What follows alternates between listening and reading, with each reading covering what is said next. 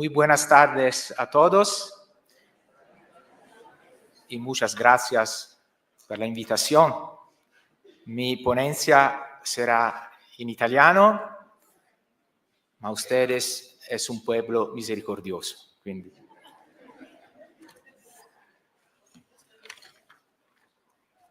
Eccellenze reverendissime, queridos hermanos en el sacerdocio, hermanos y hermanas. La imagen del corazón, de la que hoy se ha abusado La religiosidad popular. y ampliamente, El Papa Francisco nos dice este polaridades, respecto. ambas engañosas, para la correcta comprensión del misterio de Cristo. Por un lado, el corazón es concebido por su abstracción más racional, que quiere un Dios impasible, inmune a la emoción y privo de sentimientos. Por otra parte, el corazón está reducido a una dimensión sentimental e irracional, a la que el hombre solo puede someterse pasivamente, irremediablemente abrumado por la pasión. Para ambas posturas, la emoción y los afectos son en realidad que no pueden conciliar con la auténtica comprensión de Dios. El objetivo principal de este informe es volver a poner al centro de la reflexión teológica y en la práctica pastoral el corazón del Hijo de Dios, verdadero Dios y verdadero hombre, capaz en virtud de encarnación de vivir plenamente todas las dimensiones afectivas y afectos de sentimiento propios de la naturaleza humana, y por esto es la fuente viva de la vida de cada hombre. El corazón de Jesús se presenta a nosotros como el corazón de un Dios que es capaz de amar, de ser profundamente conmovido por el hombre y de sentir la emotividad del amor. En el centro del misterio del mundo está Jesucristo.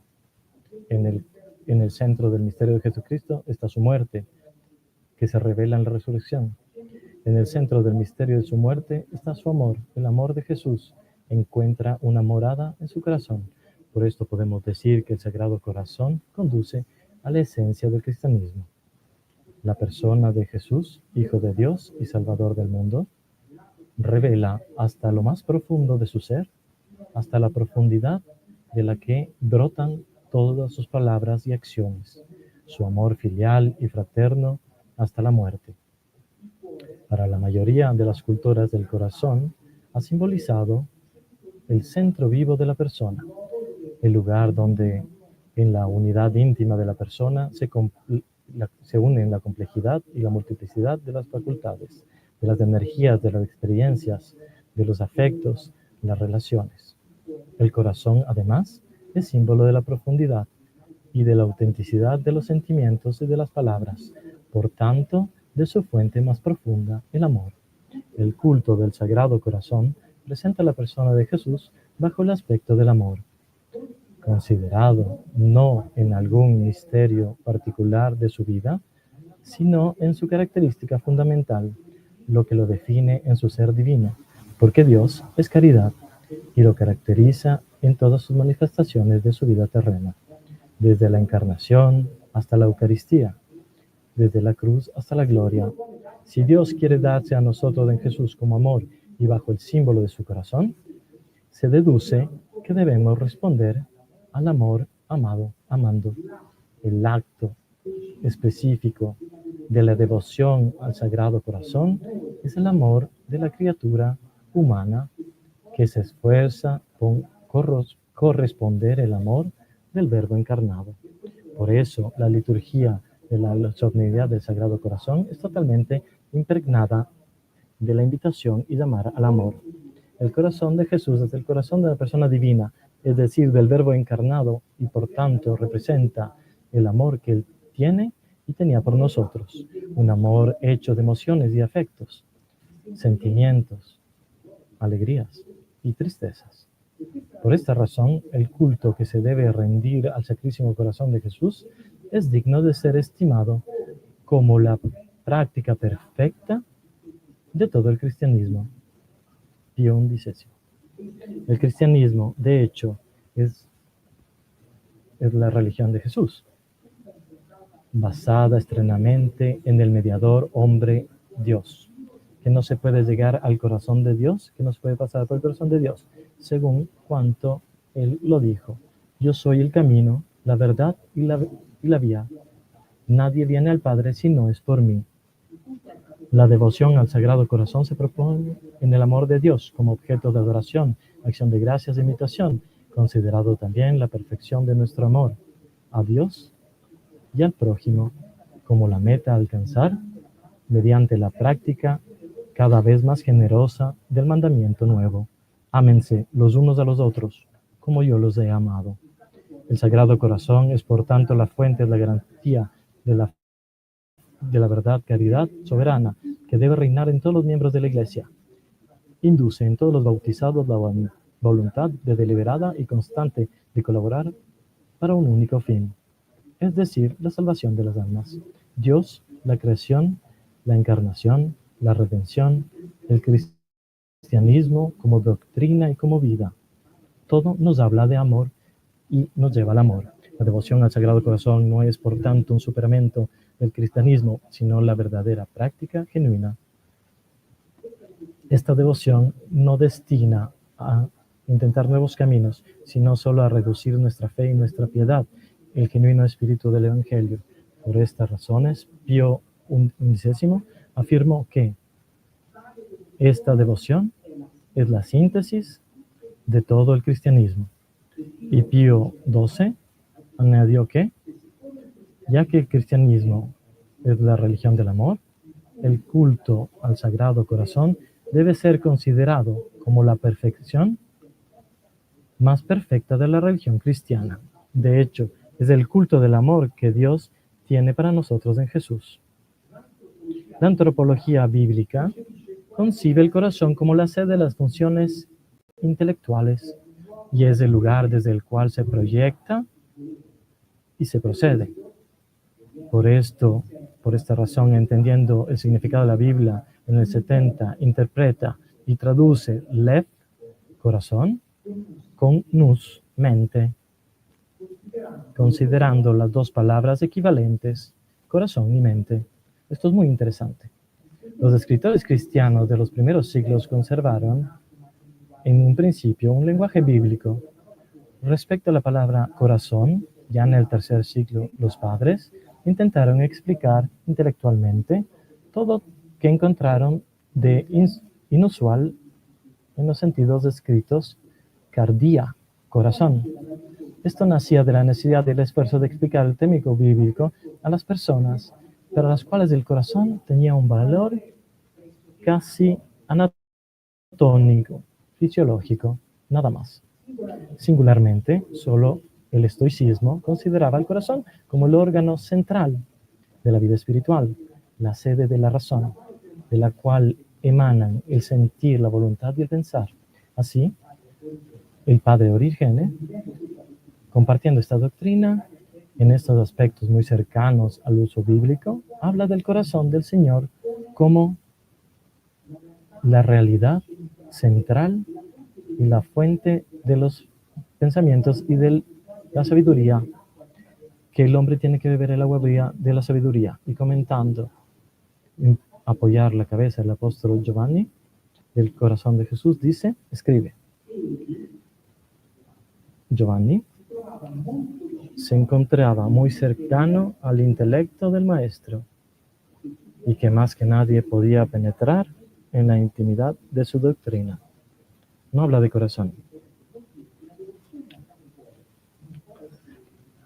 Esto no puede ser declinado como una devoción espiritualística, sentimental. Esto decía Juan. Es para, como los padres, es un tema racional. Tiene que ser un tema racional. Estas ideas originianas fueron finalmente retomadas por autores cercanos al teólogo alejandrino como Gregorio de Nisa, Evalio Pontífico y otros. Mantuvieron un cierto influjo a través de Ambrosio y Agustín, en general en la mística y ascética medieval. A las puertas de la era moderna, todavía encontramos elementos efectivos e intelectuales en la metáfora del corazón, pero no solo afectivos y intelectuales. Esta podía indicar al mismo tiempo la emotividad, la comprensión del corazón como símbolo del amor y la interioridad. Este binomio venía dado por el hecho de que la psicología de la época, probablemente bajo la influencia de un eticismo muy extendido en ese tiempo, colocaba las raíces de la afectividad y el amor en la voluntad considerada como una facultad única, que tenía su origen en las aspiraciones esenciales de nuestra naturaleza, pero que están determinadas por nuestra razón. Por lo tanto, este tema complejo del corazón, al inicio del siglo XVII, habla de la interioridad y de consecuencia, hablar del corazón de Jesús, habla de hablar de su interioridad. De hecho, para diferentes autores espirituales, como Pierre de Roule y Giovanni Eudes, el corazón de Jesús es interioridad de Jesús, son considerados sinónimos. La interioridad de Jesús aparece ya en varios escritores espirituales de los Países Bajos. Desde el siglo XVI, el texto de Mateo, aprendan de mí que soy manso y humilde de corazón, se convierte en la referencia más recordada de esta lectura espiritual, y meditando y preguntándose en particulares sobre los sentimientos y sugerencias interiores de Jesús durante la pasión. Se trata de sentir pena a través de un enfoque místico con los mismos dolores íntimos. La espiritualidad del corazón de Jesús asume los rasgos de una espiritual reparadora. El símbolo del corazón de Cristo, captado en el valor epifánico del centro íntimo de la persona, de sus afectos y sentimientos, ha mediado a menudo la comprensión de la autenticidad de la humanidad de Cristo.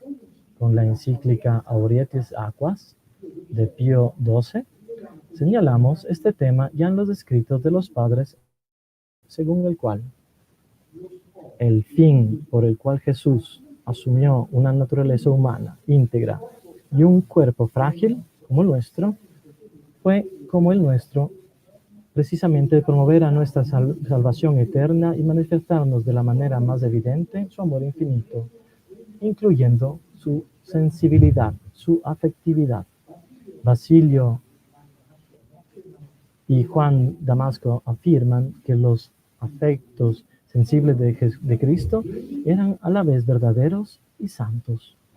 Ambrosio ve en la unión hipostática la fuente de los afectos y emociones a los cuales estaba sometido el Verbo de Dios hecho hombre.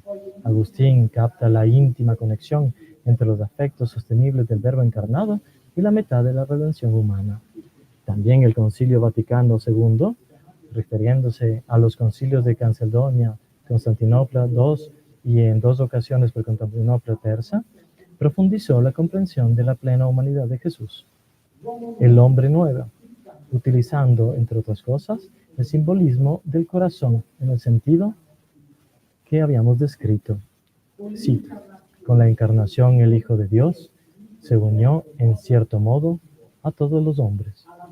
Trabaja con manos humanas, pensaba con una mente humana, actuaba con la voluntad de un hombre, amaba con un corazón humano. Haber amado con un corazón humano subraya el hecho de que también Jesús, como hombre, amó al Padre y se sintió hijo, obedecía, quería nuestra salvación. Lo que los textos evangélicos ponen ante nuestros ojos, ponen el amor humano de Jesús, así como la bondad de testimonio de Zaqueo, de Lucas 19, a una pecadora arrepentida, Lucas 7, de la manifestación en ocasión de la muerte de Lázaro, Juan 11, de la emoción frente a una madre que acompaña a su hijo único a la tumba, Lucas 7, de la compasión por las multitudes cansadas y agotadas, Mateo 9, del cariño con el que abrazaba a los niños, Lucas 18, y de diferentes actitudes de benevolencia hacia las personas con las cuales se encuentra. Jesús mostró este amor delicado y tierno, lleno de cariño. Por lo tanto, no es erróneo hablar del corazón humano de Cristo. El misterio del corazón de Cristo es la respuesta trascendente de Dios al misterio del corazón humano. De todas estas consideraciones, se deduce un poco difíciles, que el hombre no puede salvarse sin la aceptación plena y consciente de su dimensión afectiva y sensorial. En otras palabras, el hombre no se salva sin su afectividad, sin su capacidad de amar, la capacidad de amar que debe ser educada continuamente y formada en la fuente misma del amor perfecto, el corazón de Jesús. La verdadera y única evangelización nace de la calidad de las relaciones. Es necesario. Nosotros estamos convencidos que la maduridad de un cristiano depende del culto, porque nadie puede saber por qué alguien reza. Él reza 10 horas al día, pero ¿eso qué quiere decir? La madurez de un cristiano puede decir, dime cómo vives y te digo si es que tú conociste a Cristo. El cuerpo no es externo al espíritu, pero es la autoafirmación de esto, de su imagen, lo que hace su vida biológica, también a través de la persona, como dentro de la persona tiene su corazón. Por eso, J. Ratzinger, en su famoso comentario a la encíclica Auretis Aquas, el cuerpo es una expresión de la persona. Es en ella donde se puede ver la realidad invisible del espíritu. Y dado que el cuerpo es la visibilidad de la persona, yo no veo su alma, usted no ve mi alma, nosotros vemos su cuerpo. Pero la persona es la imagen de Dios. El cuerpo, en toda su esfera relacional, es al mismo tiempo el espacio en el cual lo divino se representa, se hace visible y se vuelve visible. Esta afirmación de Ratzinger quiere decir que la fraternidad de relaciones pueden hacer ver a Dios, pero también pueden esconderlo. Para hacer estas reflexiones confirman la importancia de un verdadero y profundo compromiso educativo en las relaciones fraternas, una atención particular a la dimensión afectiva de la persona por la que pasa nuestra relación con Dios y con nosotros. Nuestra naturaleza humana, herida por el pecado original, necesita ser curada, y esta curación se realiza a través de una doble acción, la de la gracia, que nos viene de Dios, y de los compromisos, que nos viene de nuestra voluntad y de nuestro libre albedrío.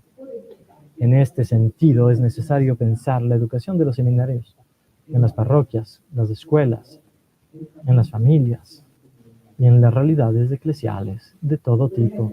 Es necesario poner en el centro de nuestras pedagogías a quien que nos amó, con un corazón humano. Otro elemento útil para nuestra reflexión se refiere a la lectura teológica del geónico de la perforación del costado de Cristo. El corazón de Cristo no se usa nunca. Se usa la perforación del costado. Esto es interesante.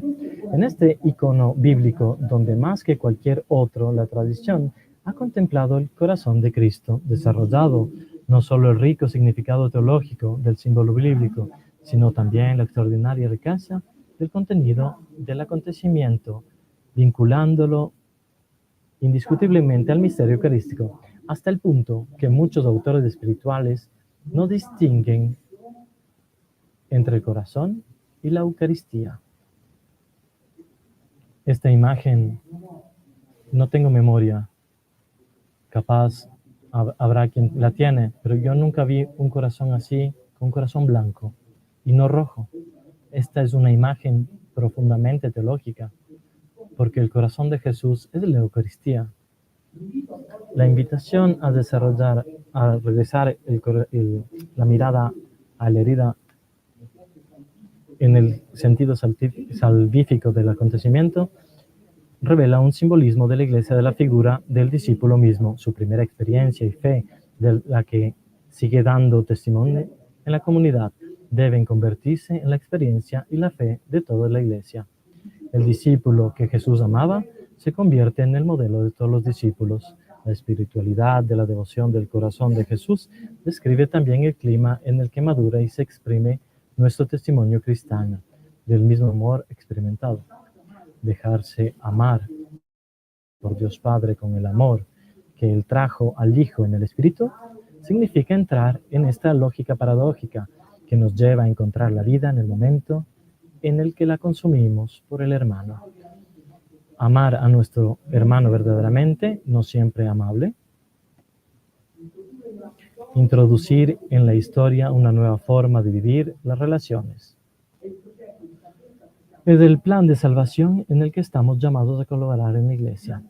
Una espiritualidad así entendida lejos a llevar la intimidad y a la huida se convierte en el alma de todo el apostolado. Basta ver cuántas instituciones religiosas han hecho suya, inspirándose en ella por su propio apostolado. Todo esto no quita, como por otra parte, la magia y las diversas sospechas de las dificultades reales que han puesto en Cristo la devoción sagrada del corazón. Por mucho que el decline que la ha afectada deben ser reconocidos como un hecho, y como hecho ineluctable, cuando se mira a sus formas históricas concretas, a sus prácticas de consagración, de reparación, a sus oraciones sentimentales, no deben ser producidos en las formas de un olvido puro y simple, evitando simples liquidaciones. Es necesario distinguir lo que es esencial de lo que es secundario o vinculado a otras épocas culturales, otros modelos, porque incluso los elementos accesorios no son inútiles y por tanto deben ser revitalizados y si es necesario purificados. Junto a la cultura y su plan moral, sobre el cual el pragmatismo eficientista caracterizado una tecnocracia deshumanizante y de un consumismo hedonísta, son los responsables, podemos ver la cerrada parte de fenómenos preocupantes, cual la falta de la sensibilidad del arte, a la naturaleza, a la poesía y a los poderes contemplativos, aquellas actividades del espíritu que se reflejan a través del simbolismo. También a causa de algunas formas pastorales regadas por esta renovación litúrgica y catequismo, nos podemos ver algunos riesgos. La posesión devosiva al cristiano social y por lo general un esperado pudor de la conciencia privada al respecto de todo que es personal, llevan a aportar toda la parte de la fe. En tal sentido, la necesidad de la devoción, las formas afectivas de la devoción van en tal sentido para buscar en grupos y en relaciones escondidos, apartados, con los inconvenientes que estas selecciones llevan, discurso junto, que van junto a ese excesivo, que van al aspecto y la devoción de la religiosidad popular a causa de los límites de peligros que pueden llevar. En tal lugar, hay que permitir, invita a practicar una catequesis inteligente y una pedagogía de evangelización que promuevan y orienten una auténtica piedad popular. Qué cosa buena. Y por ende, para no renunciar a la riqueza de valores provenientes de esta síntesis vital, unificatriz de esta parte humana, que es una experiencia popular de Dios. La devoción al Sagrado Corazón es una experiencia de Dios, y esto es teología pura, como la devoción al Sagrado. La herencia a esta tiene que ser recogida como este perfil desde el pastoral de todos los días, como una múltiple preocupación. Antes que nada, hay que preguntarse, ¿es posible promover la devoción del Sagrado Corazón sin especificar lo que significa? Un símbolo que no habla ya no es un símbolo, es un signo roto, del cual se ha perdido una parte. Solo puede leer un símbolo si se posee la otra mitad. Por lo tanto, es necesario, la palabra sagrado y corazón ya no pueden ser usados ahora sin atención a las transformaciones de nuestra cultura y sin entrar en los sistemas de expresión de la cultura emblemática contemporánea.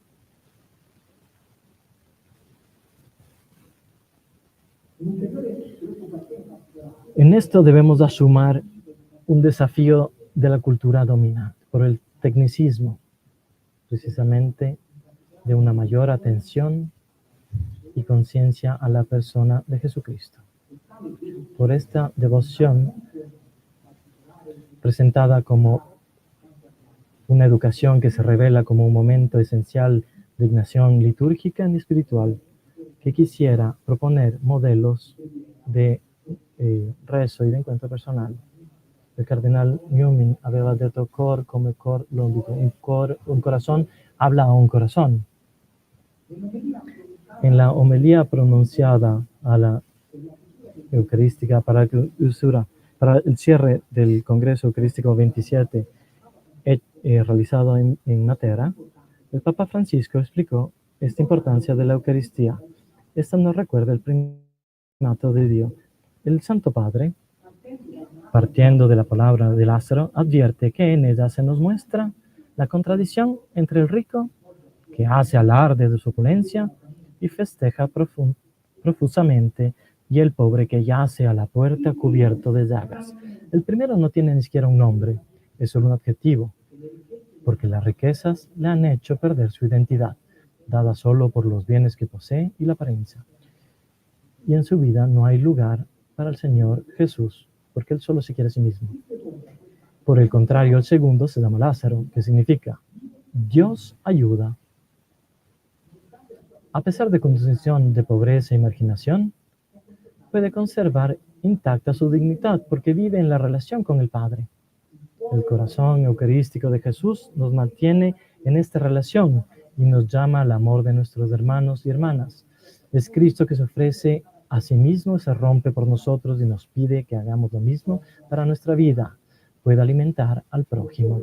Hay que reconocer que la Eucaristía es profecía de un mundo nuevo, un mundo de conversión, de la indiferencia a la compasión, del despilfarro al compartir, el hedonismo del amor, del individualismo a la fraternidad.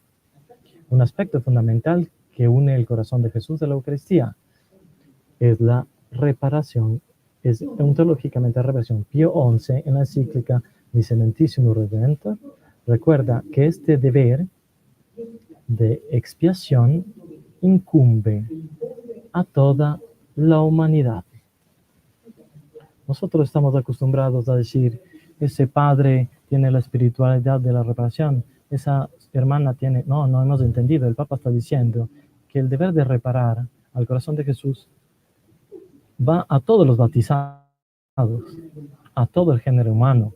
Claro, hablando sobre los bautizados, dado que todos hemos pecado. La reparación hecha de Cristo es superabundante, es infinita, y sin embargo, explica Pío XI, podemos, más aún debemos añadir a la alabanza y a la satisfacción que Cristo, a nombre y en nombre de los pecadores, nuestras propias alabanzas y satisfacción. La reparación no es un don, es el don que Jesús nos hace de poderlo, de alguna manera, ayudarlo en el ámbito de la redención, visto desde esta realidad luminosa. Esta carta encíclica del 1928 se centraba enteramente en la debida reparación del corazón, que en cambio de su amor infinito, en lugar de encontrar un poco de gratitud, se encuentra con el olvido. La Eucaristía no es simplemente una cosa sagrada, es la persona misma de Jesús, vivo y verdadero, con un corazón sensible a nuestras acciones de adoración y de amor, pero también a nuestras faltas que les provocan dolor. La Eucaristía tiene una cosa más grande que el mundo. Lo recordaba Pablo II, nació del corazón de Jesús y deseoso de quedarse siempre con nosotros, peregrinos del tiempo, y sobre todo de unirnos con Él para tener la vida eterna. Por este motivo, las ofensas contra Jesús en la Eucaristía tienen una particularidad en la apología de la Iglesia. Ningún padre, es un sacerdote, puede absolver una alma que se vuelve manchada de la profanación eucarística está solo reservado al obispo de Roma. Hay un motivo. Es importante ver a su persona y a su amor. Podemos aplicar a la Eucaristía que ha exprimido con su corazón a Santa Margarita. He aquí este corazón que ha amado tanto a los hombres, que no ha escondido nada hasta el agotamiento y la consumación para testimoniarle su amor y por gratitud. Habla Jesús: no recibo de la mayoría más que ingratitud por el desprecio, irreverencia, sacrilegios y la frialdad que me tienen en este sacramento de amor. Pero lo más repugnante es que son corazones que están consagrados a mí. Lo dice Jesús. Jesús pidió que después de la solemnidad del Corpus Domini, la fiesta particular para honorar a su corazón, haciendo ese día una reparación de amor, con una enmienda honorable para reparar la indignidad que recibió durante el tiempo que estuvo expuesto en los altares. Desde ese entonces, la devoción del Sagrado Corazón está ligada a la reparación. Pensemos en los pecados y las ofensas que Jesús recibe en este santísimo sacramento. Llama la atención que desde el momento que anuncia y promesa dar su carne para la vida del mundo, Jesús experimentó rechazo por parte de sus discípulos. La cena pascual constituyó la Eucaristía. Judas, el traidor, recibió, podemos decir, sacrilégicamente el cuerpo de Jesús. Este hecho que entristeció profundamente a Jesús es recordado en la tercera plegaria eucarística, en la que la introducen las palabras de consagración con la mención: la noche en que fue entregado. Así que nos suena como una advertencia. Desde entonces, ¿cuántas ofensas de diversas claves y graves han golpeado a Jesús en la Eucaristía, de las que ni siquiera nosotros podemos decir que somos inmunes, en la indiferencia de muchos cristianos? Jesús solo dejó en las iglesias cerradas y desiertas.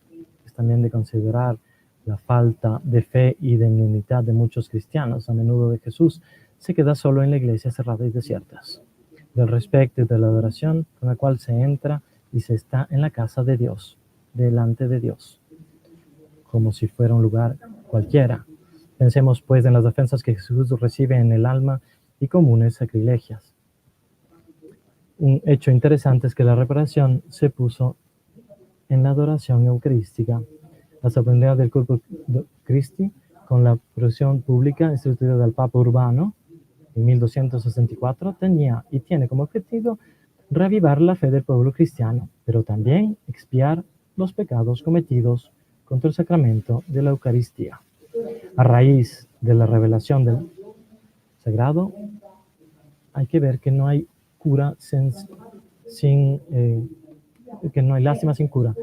La Eucaristía es la respuesta a la hambre más grande del corazón humano, a la hambre de vida real, para nutrirse y consolarse, sostenernos en el camino. Conclusión. El hombre no se puede dar a sí mismo la cura por sí mismo. El hombre necesita ser curado. Este es el tema de nuestro Congreso Eucarístico Internacional de Quito 2024. En la formación de Mateo, hoy somos dos hermanos, fraternidad per curar el mundo, a partir del cual nació el documento base promulgado por la Conferencia Episcopal del Ecuador, se expresa esta necesidad de recomendar a enfermos. Si no partíamos de esto y partimos de la autosuficiencia, nunca llegaremos a una fraternidad verdadera, capaz de responder a muchos desafíos que nos esperan. En la Eucaristía, Jesús no solo nos da de su palabra, su evangelio, sino que también nos da su cuerpo, para hacernos comprender que está con nosotros de manera real, viviendo en nuestra historia. siempre ha habido una lucha por comprender verdaderamente la Eucaristía en su realidad más profunda. El esfuerzo más grande es el que nos impide superar el aspecto devocional al que todos estamos profundamente vinculados, para entrar en la dimensión más real, que es la de la acogida de un Dios que está presente, que se encarna en Jesucristo y es capaz de dar respuestas concretas a las heridas del hombre. La Eucaristía debe ser, para todo esto, afirma, gozosa y fuerte de un Dios que está verdaderamente presente en el pan y en el vino, pero que también es verdaderamente capaz de satisfacer las necesidades del hombre. Al fin y al cabo, debemos reír la Eucaristía como esta realidad capaz de dar una respuesta a las realidades que estamos viviendo y que estamos perdiendo: la guerra, la violencia, la inquietud, la incertidumbre del mañana. En este panorama de gran incertidumbre, los cristianos debemos decirnos cada vez más que hay una certeza. Hay una segura, que Dios camina con nosotros. No de manera espiritual o devocional, está junto a nosotros de modo real, total, tan cercano y presente que es capaz de configurarse y habitar en nuestra historia, incluso en la más contradictoria, la más sucia. Y Él no tiene miedo. La devoción y la devocionalidad son un punto de partida importante, porque gracias a Dios, nuestro pueblo todavía reconoce en la Eucaristía una presencia. El problema es que este punto de partida debe ser menos superficial.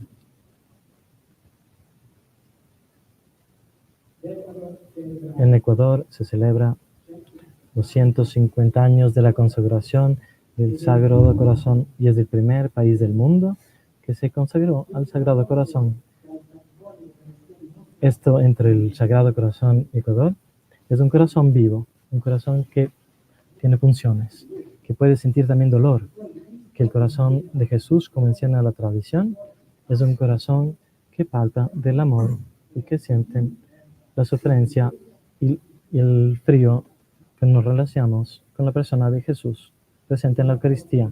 Entonces, es una relación entre el Sagrado Corazón y la Eucaristía, es la superación de toda devoción para afirmar que en la Eucaristía hay un corazón que pulsa, que late, que da amor, pero que también debe recibir amor, convertirse en misioneros eucarísticos de la fraternidad. Significa transformarse en misionarios del Sagrado Corazón de Jesús. No es una llamada para algunos bautizados, es un deber para todos los bautizados, porque ser misionario eucarístico de la fraternidad significa ser misionario del amor del corazón de Jesús, tal como Jesús nos enseña y nos da. Por lo tanto, es deber de la fraternidad misionaria que tiene en el centro la Eucaristía, no es declinable para alguno bautizado o para la realidad eclesial, más bien es el modo mismo en que la Iglesia celebra la verdadera fraternidad, el fruto que los cristianos de todo el mundo están llamados a recoger, una vez más que todos juntos y en la misma dirección, el corazón que late en la Eucaristía como la única fuente posible de curación, restablecer la curación del hombre como algo que no viene del hombre, sino viene de Dios. Somos muy cuidadosos a la hora de encontrar soluciones a las preguntas de hoy, a la guerra, a la violencia, a las crisis económicas, la crisis que abraza a nuestras familias, la crisis global, inclusive la crisis climática. Pero también recordemos que el Santo Padre, cuando habla de crisis ecológica, señala el pecado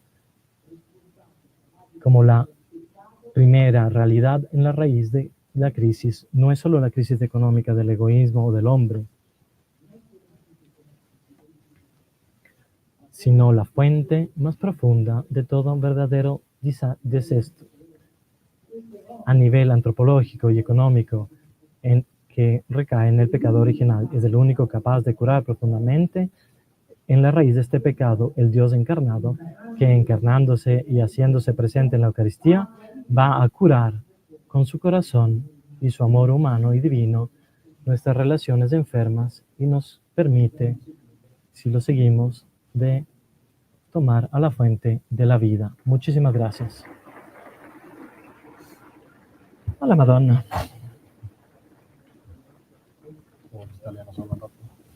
Sì. Molto bene. Ora vi chiedo di parlare sobre alguna idea de lo que acabamos de escuchar que les haya tocado más, que les haya sacudido un poco. Cuando yo leí la primera vez la ponencia de don Paolo, hubo muchas cosas que me quedaron sacudiendo el corazón, así que les invito a ustedes también a que puedan conversar unos 2 minutitos y después les voy a dar la palabra a ustedes. Los que deseen levantan su manito y les pasaremos el micrófono para que puedan hacer una pregunta cortita, sin muchas introducciones, una pregunta corta sobre el tema del Sagrado Corazón de Jesús. Por favor, conversen.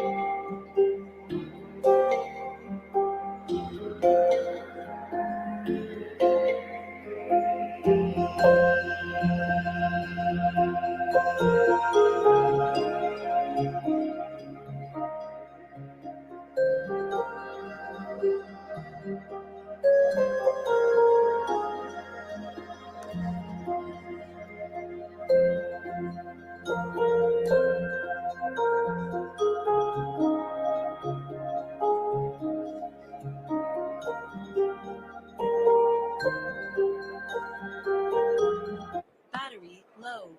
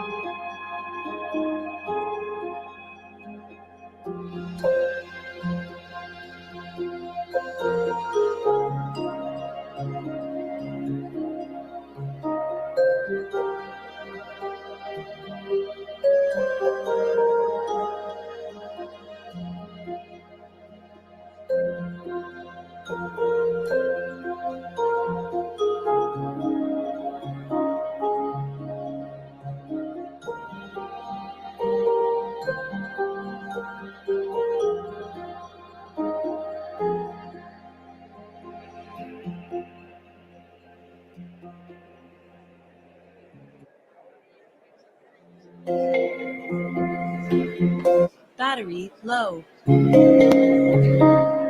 Muy bien, 30 segundos. 30 segundos.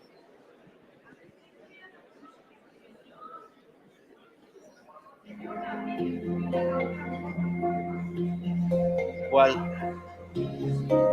Que pongan la otra fotito, dice todo el mundo.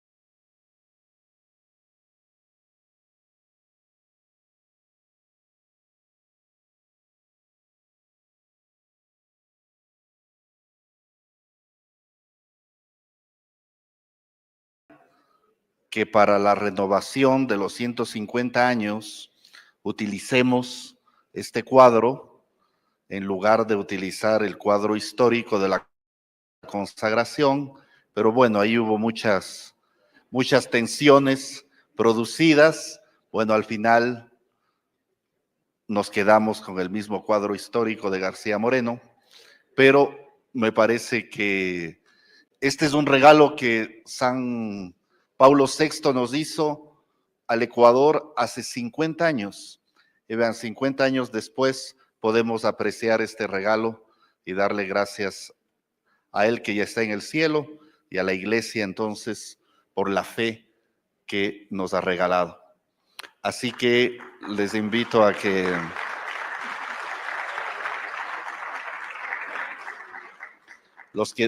yo tengo varias preguntas, pero no voy a acaparar la palabra. Ustedes saben que soy religioso de los Sagrados Corazones, así que desde el primer día que entré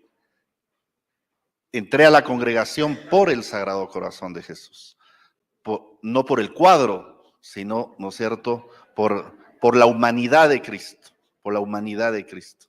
Entonces, cuando escucho la ponencia del profesor Morocuti, hay muchos acentos que me tocan personalmente en lo que es mi vocación y lo que ha sido pues estos 30 años de religioso de esta congregación a la que amo, a la que pertenezco y de la que ahora estoy un poco alejado pues justamente por este servicio del episcopado.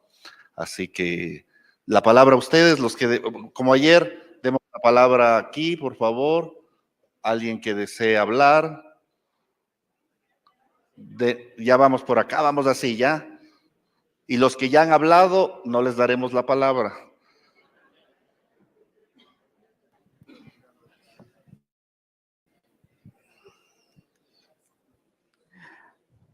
Buenas tardes a todos. Yo me llamo Jean Somena. Yo soy de Camerún, religioso de los sacerdotes del Sagrado Corazón de Jesús de Onianos. Mi pregunta es la siguiente: ¿cómo vivir una verdadera fraternidad reparadora, dado que el mundo vive la ingratitud? Y como decía el Papa Urbano, tenemos que revivir la fe cristiana. Gracias.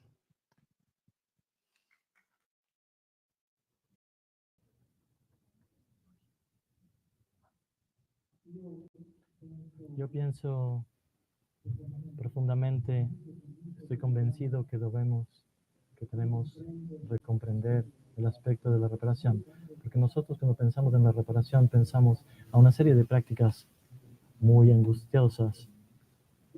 Tenemos en nuestra cultura una creencia, pero también suya, como es el pensamiento dominante, que reparar es algo profundamente triste. Entonces yo pienso que este deber se hace bonito cuando es luminoso, cuando se entiende que reparar viene a decir el dono sinedaico. Poder reparar es algo que nos da Jesús. Es algo que nos da Jesús de poder no querido, porque Jesucristo no necesita, por ende, de que nosotros reparemos. La reparación ya está hecha, la redención ya está hecha. Si nosotros no leemos en esta clave luminosa, perdemos el sentido. Es un don maravilloso que Dios nos da de poderle ayudar en la obra de la redención. ¿Cómo vivir esta dimensión? Yo estoy convencido de esto. Nosotros tenemos todos que quejarnos de algo. ¿Quién? Del padre, de la esposa, del marido. Siempre hay algo mejor, ¿verdad? Entonces yo creo que la primera espiritualidad de la reparación es aceptar y coger aquello que Dios nos da es a hoy. Y miren que no es fácil. Aceptar mi vida tal como es, también con esas contradicciones, porque en el fondo pensamos que Dios es omnipotente, pero alguna vez capaz se equivoca, porque nos deja en condiciones un poco así de pasada. Entonces pienso que reparar es aceptar de vivir esta vida que nos da como es, aceptando esta historia. Si soy un esposo, aceptar a mi esposa, aceptar una enfermedad si Dios me da, aceptar a mi sacerdocio, que capaz yo quería ser un padre, yo quería ser profesor, pero en vez de aceptar mi historia tal como un don de Dios, y sobre todo de esas realidades que nos hacen sufrir, vivirlas como una realidad que aprende como aceptada. Yo pienso que la espiritualidad de la aceptación de hoy y de la historia es el inicio de la verdadera reparación, porque si no, nosotros pensamos de alguna manera obtener a través de nuestros esfuerzos algunos esfuerzos de redención. Eso no se puede hacer, eso ya fue hecho. Muy bien. ¿Alguien en el centro que quiera hacer una pregunta? Acá. Sí. La primera que alza aquí se gana la lotería.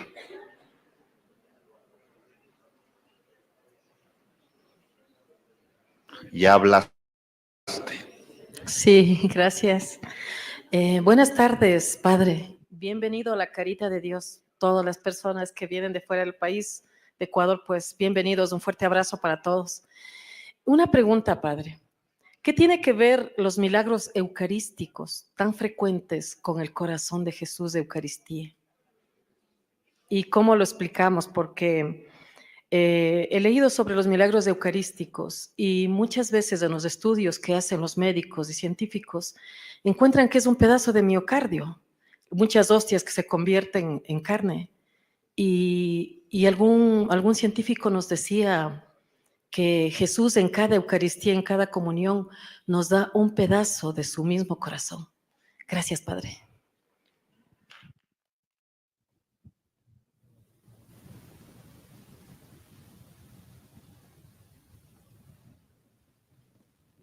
Gracias por esta pregunta, porque para mí es muy importante ver esto. El Evangelio de Juan, los milagros, no fueron nunca llamados milagros, son llamados semeion, signos, porque en la lógica de Juan, los signos no son hechos de Jesús para convertir en las personas. Cuando en la historia sucedió, porque objetivamente sucedió, hay estas manifestaciones, no son juegos de Dios para convertir a las personas, como en la lógica del Evangelio de Juan, semello, son signos para sostener la fe de quien ya tiene. Los milagros eucarísticos no cambian la fe de quien no tiene. Quien no cree en la Eucaristía, no cree porque la Eucaristía se transforma en sangre. No es la lógica de Dios. Pero estos semellan signos que suceden, sirven en la lógica bíblica giovanea para confortar y reforzar la fe de quien ya cree. Entonces la pregunta es, ¿tenemos esta fe? Porque si yo tengo fe en la Eucaristía, esa Eucaristía se transforma en sangre de Cristo. Es una confirmación de algo que ya sé, de algo que es cierto, y confirma, si Dios lo permite.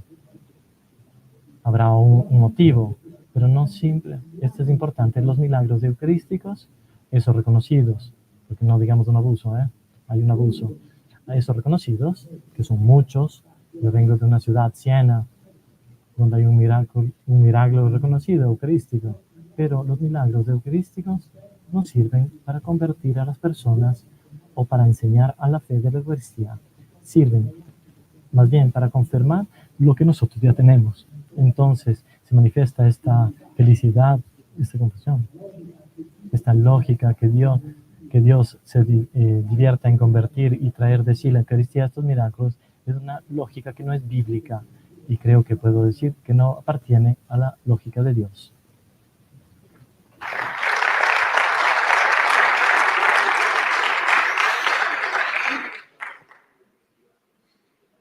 Una noche de Navidad encontré una hostia en la iglesia. Y claro, me sorprendió porque yo no, primero ya había pasado la misa, se había repartido la comunión, yo no entendía cómo podía una hostia estar en ese lugar, pero bueno, entonces al día siguiente me iba de misiones, cogí la hostia con mucha reverencia, la puse en un vaso de agua y me fui a las misiones. Cuando regresé, 15 días después, estaba el vaso como con sangre. Entonces me asusté un poco y fui donde el obispo. Y le dije, vea esto. Y el obispo me dijo lo que acaba de decir don Paolo. Me dijo, eso es lo que creemos, que Cristo está realmente presente en la hostia consagrada. Entonces, el milagro no es ese, el milagro es cada Eucaristía. Entonces, me regresé con mi vaso a mi casa, ¿no es cierto? Y desde ahí entonces celebro la Eucaristía con mayor devoción, con mayor fervor, y sobre todo celebro la Eucaristía creyendo realmente que Cristo está presente en las especies eucarísticas. Yo creo que eso es lo más esencial e importante. Vamos por aquí. Alguien que que quiera hablar, vamos a dar la palabra atrás al seminarista. Démosle la palabra a un seminarista. Ellos han trabajado mucho por nosotros, así que ahora les podemos dar la palabra. Sí, dale la palabra al seminarista, por favor. Sí, tú, el que estabas levantando la mano.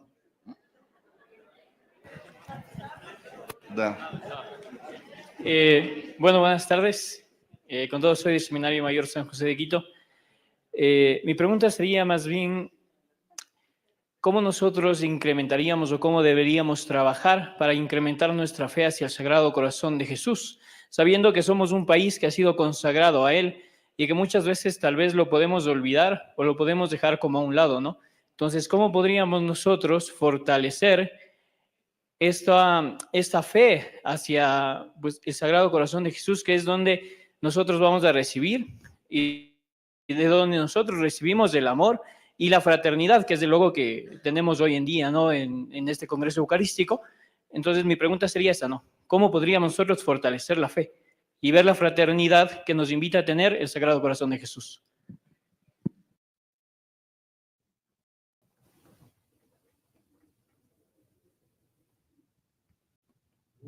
Entonces, brevemente respondo a estas preguntas. La primera respuesta que quisiera decir, es una experiencia personal que es fraterno y enriquece a las experiencias personales. Respecto a la primera pregunta, yo desde 8 años soy, por fiesta de mi obispo, exorcista de mi diócesis. Y soy exorcista por 8 años, porque mi obispo insistió mucho y tenía miedo de esto. En estos 8 años, la cosa que más me impresionó no son los fenómenos, eso no quiere decir nada, pero cómo nosotros tenemos un problema en Europa que ustedes no tienen en Sudamérica, como nosotros tenemos el problema, no de una realidad tribal, espiritual, sino nosotros tenemos el satanismo, que son personas que adoran directamente. Tenemos también esta locura. La cosa que siempre me golpeó profundamente y que aún me golpea es cómo estas personas tienen más fe que nosotros cristianos. Hay un episodio particularmente grave en el cual se profanó una parte eucarística que sucede muy frecuentemente en las ciudades grandes como Roma, en el cual una chica joven que era de esta secta, quería venir y salir pero no era así de fácil. Porque cuando tienes que ver con Satanás, no se juega en esos niveles. Y esta chica se había salido antes de cumplir un sacrificio. Le habían dicho de matar a una persona. Ella salió, pero no querían dejarle salir. Habían decidido. Tuvo que trabajar la penitenciaría apostólica porque no se puede dar una solución a estas personas. Justo porque la Eucaristía es la parte de la Eucaristía más importante. Cuando esta persona quería salir, la querían matar, yo recuerdo una frase que fue grabada del sacerdote de Satanás de esta secta, que dijo estas palabras, yo aún tengo en el corazón. Dijo a sus adeptos, mátenla, pero antes que vaya a confesarse y que reciba la comunión, porque si la matan después, nosotros, en vez de un sacrificio a Satanás, hacemos un mártir. Dios mío, esto es un teólogo. Este dijo, matemos, pero mátenla. Antes, las palabras no eran estas exactamente. Contra el sacerdote estaban, que haga la comunión. Tienen que sacarla antes, porque si la hacen después, es una mártir. Escuchen lo que quiere decir. Este satanista tiene la idea que cuando un alma va en contra de Jesús, está contra de él. Esta es una fe eucarística. Yo me pregunto como sacerdote, nosotros cristianos, ¿tenemos esta fe? Entonces, es la primera parte. La segunda parte, ¿cómo aumentar una fe? Yo pienso que necesitamos, la única manera que tenemos es, sobre todo para un seminarista, hay una mística francesa, Marthe Ben, venerada, hizo venerar por el Papa Francisco, la mística de la Eucaristía, casi 40 años solo de Eucaristía, que en una afirmación, yo vi la causa de que no sé, en un cierto punto, le aparece Jesús, mientras en la Eucaristía, y Jesús le dice, en esta intimidad con Jesús, como muchos tienen, hoy estoy muy triste. Y le dice, ¿por qué? Dice, ¿sabes? Hoy estoy triste porque cuando los sacerdotes celebran la misa, en la posesión, no son cuentos, son fábulas. Yo estoy amargado porque cuando los sacerdotes celebran la Eucaristía, nunca me ven. ¿Tú entiendes eso es lo que quiere decir? Nosotros tenemos que retomar el sentido que perdemos. Está bien la teología, está bien la psicología, está bien la ciencia humana, pero si perdemos este encuentro con Jesús bonito, Jesús se queja del hecho que en la celebración, una cosa que puede parecer simple, pero es profundamente teológica, se queja que los sacerdotes celebran, por lo general no me ven ni siquiera. No es que si nosotros vemos a Jesús que la Eucaristía es más de que Eucaristía o menos de Eucaristía, pero la dimensión afectiva es fundamental. Corazón al corazón que habla el corazón. Un consejo es pasar del primo seminarista, pasar el tiempo con Jesús. ¿Entiendes, no es cierto? Este corazón a corazón, hablar, a nosotros nos falta esto. Si ustedes quieren poner en crisis a las monjas, una cosa que a veces me hace gracia, hago una pregunta, cuando hago unos ejercicios espirituales, cuando hago a las monjas, esta pregunta, digo, ¿cuándo es la última vez que hablaste con Jesús? Y las personas se ríen. Dice, llegó, es una pregunta estúpida. Sí, es estúpida, pero realmente responde. Porque las respuestas que vienen son, Padre, yo dije el rosario y dije pegar, pero yo no te pregunté si rezaste el rosario o si fuiste a rezar. Yo te dije, ¿cuándo es la última vez que hablaste con Jesús? Y realmente vean que esta dimensión, que no tiene un tema sentimental, sino un sistema ontológico de la fe, nosotros estamos perdiendo esto. Tenemos que retomar esta dimensión que en la Eucaristía es real. Cambia nuestra vida. la transforma. Yo pienso que esta dimensión afectiva, sensitiva, emocional, pero teologal, sentimentalista, que de alguna manera nos ayuda a vivir bien nuestra dimensión cristiana.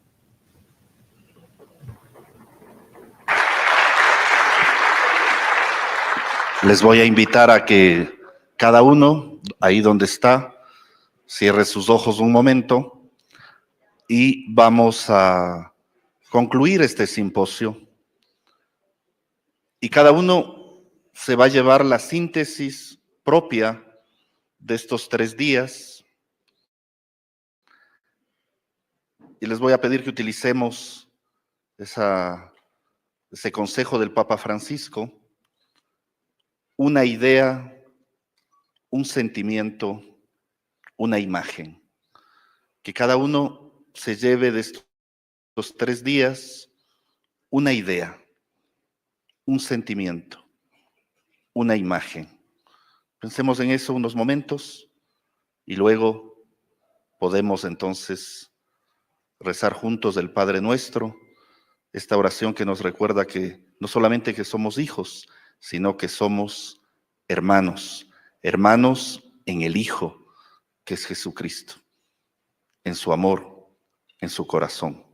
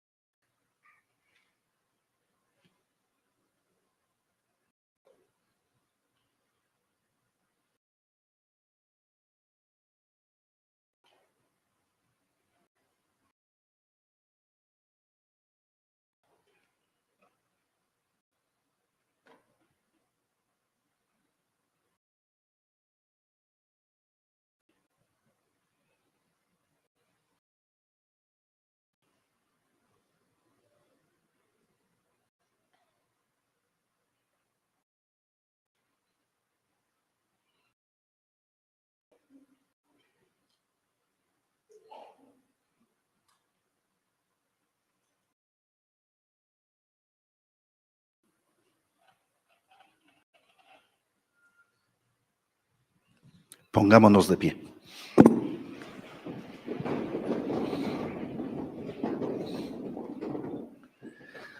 Y como lo hacemos en muchas Eucaristías, les invito a que tomándonos de las manos podamos rezar juntos la oración que Jesús nos enseñó. Padre nuestro, que estás en el cielo, santificado sea tu nombre. Venga a nosotros tu reino. Hágase tu voluntad en la tierra como en el cielo. Danos hoy nuestro pan de cada día. Perdona nuestras ofensas, como también nosotros perdonamos a los que nos ofenden. No nos dejes caer en la tentación y líbranos del mal. Antes de darnos el abrazo de paz, les invito a que demos un aplauso a todos a los que les debemos este simposio.